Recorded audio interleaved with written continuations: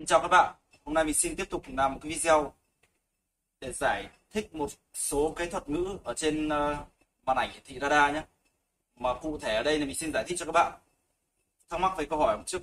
Có bạn thắc mắc về câu hỏi là cái speed và cái SOG nó là cái gì? Tại sao trong cảng khi tàu buộc phao, khi tàu buộc cầu rồi cái speed nó bằng không mà cái SOG nó lại có tốc độ, nhiều lúc nó bằng âm dương đấy, nó nhảy đoạn lên 0.2 0.3 chẳng hạn. Tại sao nó có? Thì hôm nay mình xin làm một video để giải thích về cái lĩnh vực này nhé. Thì đây trên màn ảnh radar của mình như thế này. Đây thì đây trên là màn ảnh radar của mình như sau. Thì mình xin hướng dẫn cụ thể từng mục. Đây hướng dẫn này thì đối với các bạn đi sĩ quan lâu khả năng các bạn biết thì mình vẫn nói lại nhé. Cái HDG này là hướng heading nhá. Hướng heading là hướng mũi tàu, có nghĩa là cái hướng mũi tàu của mình đi nó đi quay đâu, là quay trái quay phải hay đâu, đến hướng thực tế của mình là hướng mũi đầu, hướng heading nhá. Đấy, dụ hướng heading mình 179. Còn khi các bạn chỉnh dạng thì các bạn phải quan tâm đến cái cốt này đấy, cái hướng này, cái chính là cái hướng của trọng tâm tàu nhá. Đây như trên đây, hướng trọng tâm tàu là các bạn khi chỉnh dạng thì các bạn cái đường vector ngắn ngắn này, cái đường vector ngắn này, cái đồng cái hướng heading này, cái hướng cốt đấy, là các bạn phải chỉnh theo cái này. Khi nào cái hướng cốt này nó trùng với cái đường đi trên hải đồ của bạn, cái hướng thật đi trên hải đồ của bạn thì nó ok. Và đây speed, đây cái vấn đề hôm nay mình xin nói giải thích cái vấn đề speed. Cái speed này và cái SOG này. Thì trước hết cái speed, đối với cái speed này là cái tốc độ, thì ở bản thân cái speed này sẽ có các chế độ như sau. Thì mình kích chuột phải, đây nó có cái log BT, log VKT và GPS. Thì hiện tại mình dùng cái log theo GPS nhé. Mình xin giải thích từng cái. Đối với log BT này, đấy, log BT đây, hiện tại tốc độ của mình theo GPS là 10.6, khi mình chuyển sang log BT đó thì nó nhảy đến 10.8. Tại sao nó vậy? Và khi mình chuyển sang log VKT thì nó cũng là 10.8. Tại sao nó lại như vậy? Thì mình sẽ giải thích sau. Đối với cái speed này nó sẽ 3 chế độ. Một là chế độ chuyển động, BT này chế độ chuyển động tương đối theo đáy biển, có nghĩa theo mặt đất ấy, theo đáy biển. Thứ hai là cái log VKT này là chế độ chuyển động tương đối theo mặt nước. Mà đã nói đến chế độ chuyển động tương đối thì nó là chỉ là chuyển động tương đối, không chính xác được, không phải chuyển động thật được. Cho nên để các bạn có một cái tốc độ chuẩn xác nhất thì các bạn nên chuyển cái speed này về GPS nhé, thì là nó sẽ làm ra cái tốc độ chuyển động thật của con tàu. Đây tôi chuyển về speed đó.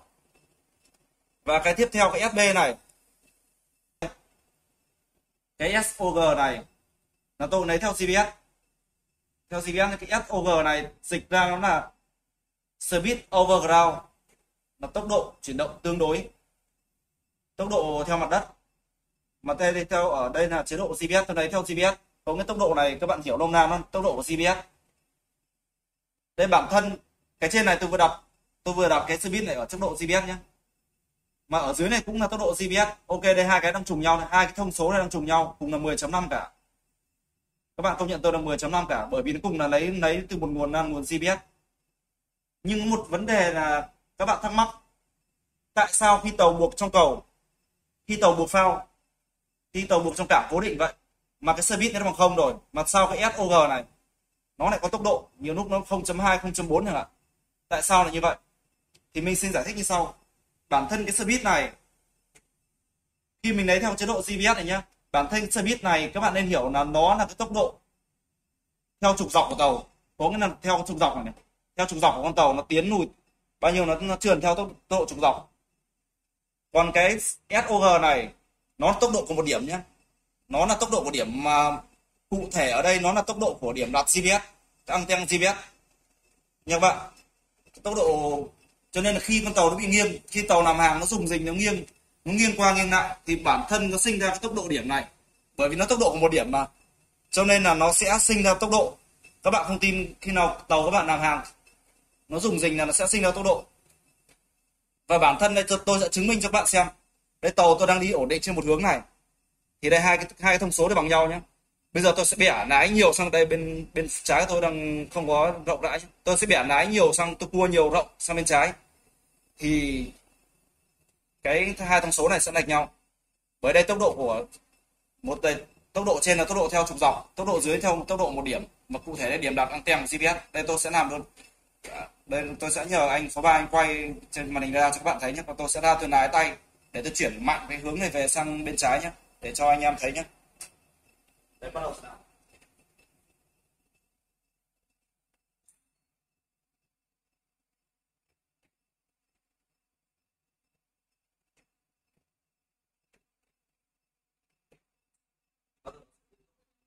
Ừ.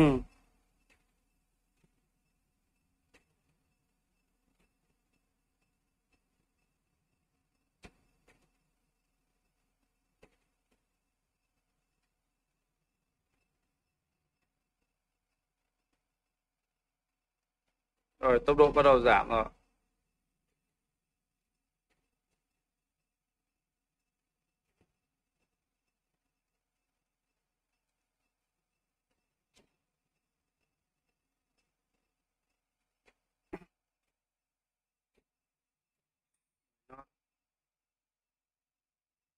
Đó các bạn thấy chưa? Khi tôi lấy mạnh sang trái là xong, cái tốc độ xe buýt này nó bằng 10.0, nó sẽ lệch nhau ngay. Và tốc độ này nó cao hơn. Đây cái tốc độ của một điểm nhá. Khi các bạn lấy sang đây thì bản thân cái điểm CVS, anten CVS nó bị chênh lệch. Nó đảo qua đảo lại.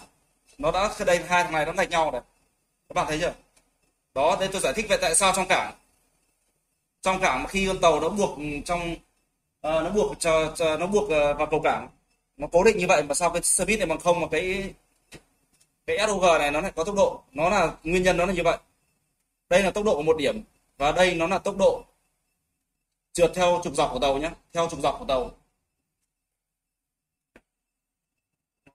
Đấy, khi nó quay về một hướng ổn định, đấy khi nó quay một hướng ổn định thì hai tốc độ này tiếp tục nó bằng nhau tiếp. Các bạn hình dung chưa? Khi cái tàu nó đi chạy theo hướng ổn định nên tiếp tục hai cái tốc độ là bằng nhau. Đó, nguyên nhân nó là như vậy nha các bạn. Đó. Và tiện đây thì mình xin làm luôn là mình sẽ hướng dẫn cho các bạn cách đo khoảng cách giữa hai mục tiêu. Có nghĩa là từ mục tiêu, từ hai con tàu cá này, chẳng hạn từ con tàu cá này đến con tàu cá này, hai con tàu cá này cách nhau bao nhiêu, thì mình xin làm video mình xin hướng dẫn luôn cho các bạn biết nhé. Đây thì các bạn làm đây, các bước như sau. Các bạn vào phần đường phương vị điện tử này, các bạn ấn enter, enable này, các bạn on này. Đó, sau đó các bạn di đến con tàu cá chẳng hạn, bạn di con trỏ đến con tàu cá, các bạn bấm vào phần EBL offset, các bạn ấn vào đây phát, đó thì nó sẽ nhảy đến đây. Đấy nhá, các bạn thể di được, đặt đến vị trí nào cũng được. Đó, sau đó các bạn xoay vòng phương vị điện tử, enable. Đó, các bạn xoay đến con tàu cá này. Sau khi bạn xoay đến đây, giờ muốn biết đo khoảng cách từ con tàu cá này con tàu cá này, thì các bạn tiếp tục làm một thao tác, các bạn ở cái phần cự ly di động nhé, VAR đấy, VAM đây, thì các bạn on lên, và các bạn xoay. Đây, khi các bạn xoay cái vòng cự ly di động này, đây nó xoay đây, thì đồng thời ở trên cái đường này nó có một cái điểm nó xoay này, các bạn nhìn chưa? Đấy, cái điểm này, cái điểm nó xoay này, đấy, xoay tới mục tiêu luôn. Và đồng thời cái thông số đây, cái thông số nhảy dưới này là 3.3 lý, có cái khoảng cách từ con tàu cá này. Đấy, các bạn xoay tiếp đến con tàu cá này, nó là khoảng 3.5 lý, 3.5 lý nha các bạn. Và tiếp theo cái đường phương vị điện tử này tôi có thể dùng vào một cái mục đích tiếp theo, đó là đối với các bạn hành trình trong gần bờ nhiều chướng ngại vật, các bạn có thể dùng cái đường phương vị điện tử này như một cái đường BI để các bạn giới hạn, để các bạn đỡ phải vào nhìn hải đồ nhiều hải đồ nhé các bạn. Đấy, giúp các bạn vào hải đồ, các bạn đo khoảng cách từ cái đường đi này tới một cái mỏm núi gần nhất, nó khoảng bao nhiêu hải lý. Dụ là từ cái đường mình đi, đường hải đồ trên radar đến cái đường mỏm núi gần nhất nó rơi khoảng 0.7 niên đi, 0.7 niên, thì đấy các bạn làm như sau. Đây nha, các bạn dùng cái đường phương vị vòng cơ đi di động này, các bạn cho thang thấp rồi, các bạn hình dung ra. Đây, các bạn dùng cái vòng cơ đi di động này, các bạn chỉnh nó sao về đúng cái khoảng cách tới cái đường đi này, tới cái mỏm núi nhá. Đây trường hợp lên tàu mình đang bị rạp rồi. Đây khi trường hợp các bạn tàu các bạn đang đi đúng đường. Khi tàu các bạn đi đúng đường này ạ, các bạn sẽ dùng cái phòng cơ ni di động này, các bạn đo khoảng cách. Ví dụ như tôi đo trên hải đồ tới từ cái đường kẻ chì của tôi trên radar tới cái mỏm núi nó là 0.7 niên, các bạn di đúng 0.7.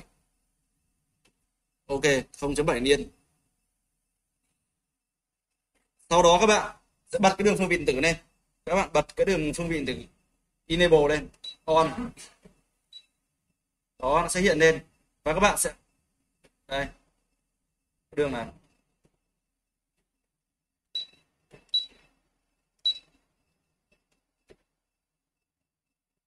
và các bạn